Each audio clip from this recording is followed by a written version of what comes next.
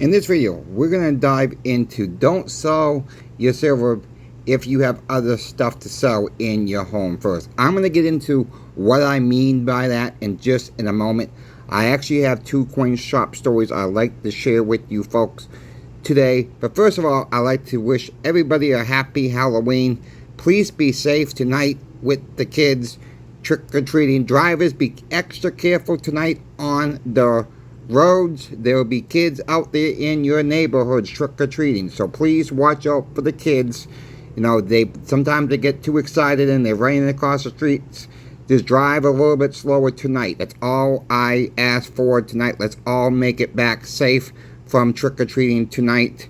So please like, share, and subscribe. Let's just get into the video right now. Like I said, I've got two coin shop stories I want to share with you, and maybe you guys have some input on the two stories. Also, I always love your feedback in the comment section below.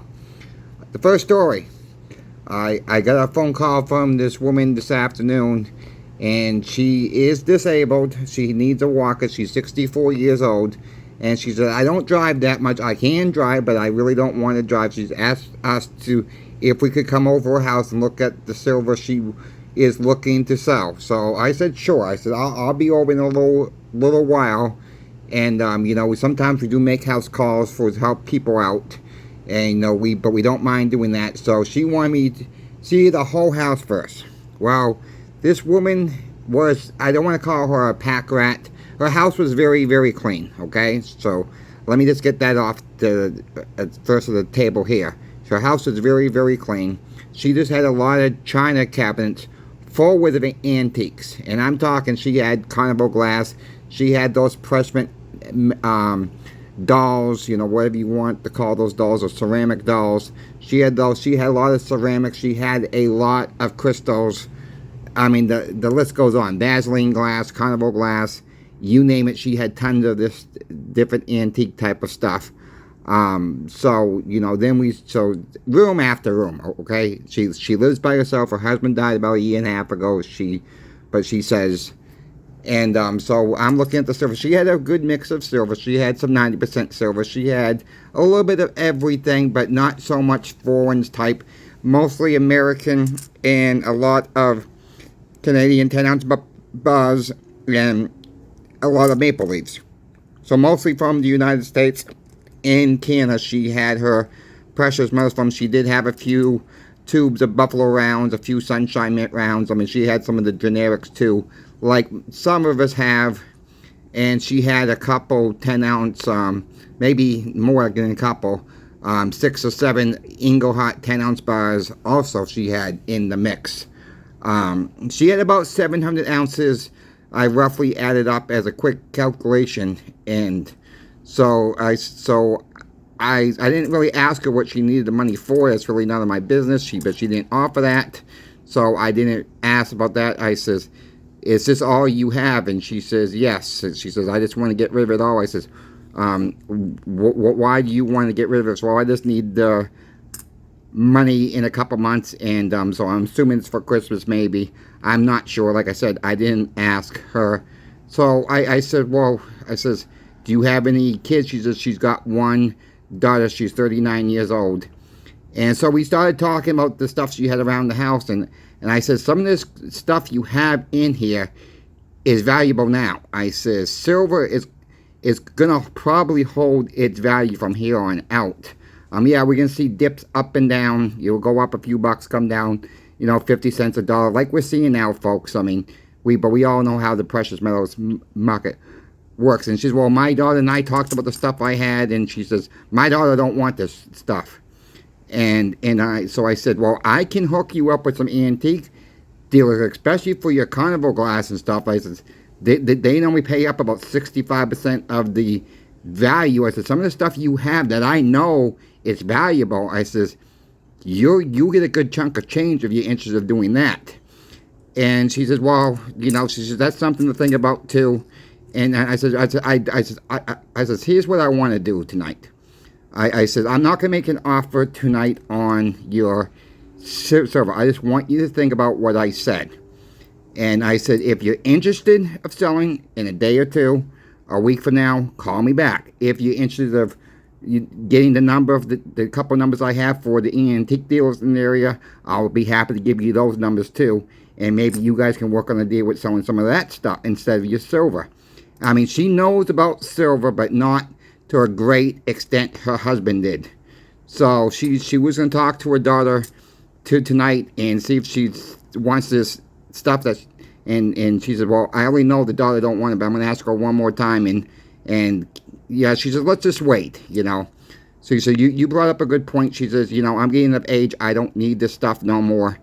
And she says, I said, just think, I said, if you really think the dollar's going to collapse and stuff like that, your silver is going to save you more than the antique stuff you have in your house. That's going to be very hard to trade for food or bills or whatever. And I says, so she listened. I talked to this woman about an hour or so, I would say. And she thanked me for my time. And that's what I'm saying, folks. I mean, if you have stuff around your house, and you know, and especially if you're older, the kids don't want it. Why are you hanging on to it? You got to make that call yourself. None of this I am making financial advice at all. But if we go into a financial collapse, the items in your house are going to be worth less. Maybe not totally worth less, but be worth less than they are now. So maybe think about doing that before you sell your precious metals to a coin shop or a coin dealer or whatever the case may be. You know, if your kids don't want it, don't leave them the burden. Get the money from that first. That might be a better move in my book. But again, you have to make your own decision on how you want to get rid of your items, how you want to get rid of your silver and gold. I'm just looking at the value this woman has, and really, you know, she's got a lot of potential in what she has now to get rid of it now and then hold on to her precious metals. Another story is I had a guy come in this early this morning. I didn't talk about it in the video yesterday, but I just wanted to bring this story up because he did come back and he did buy a little bit. So he came in, he's about 55, this guy was. I don't know for sure, I didn't really ask him his age, but you know, I'm going to just put him about 55, 60 years old. I would say maybe a little bit less, but this regardless. He was very new to stacking. He says he has one tube of Silver Eagles, and he's got $5 grand to spend right now on precious metals.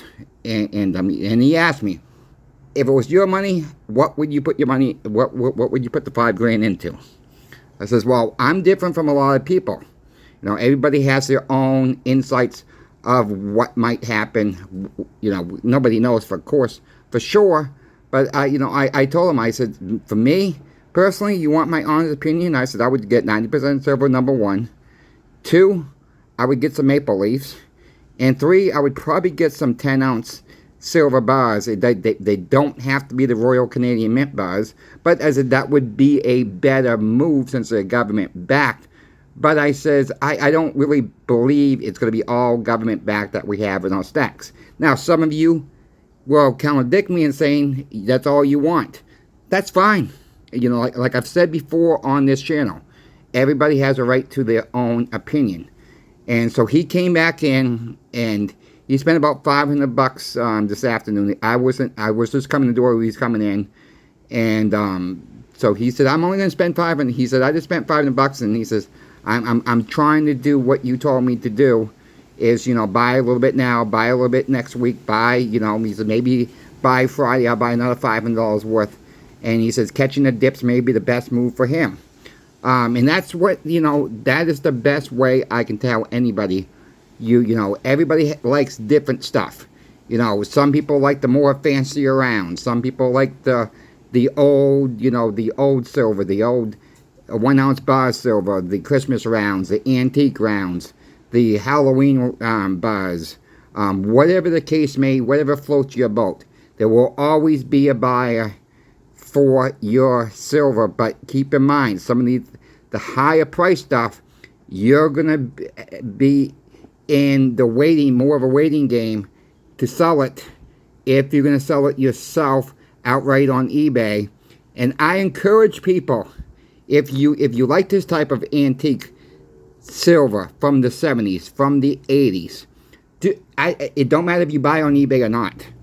Just create an eBay account, even if you're not ever going to buy on eBay, and watch how long it takes to sell even on eBay. Just watch it, and you'll be probably surprised. Or look at how long it's been listed for. If it says June, that's this past June. If it says December, that's December of last year. How long that item's been online for. So just keep that all in mind.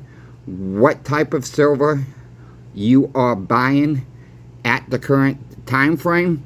And eBay is a good tool. Even if you don't buy nothing off of eBay, it's a good tool to check current prices, what people are willing to pay for.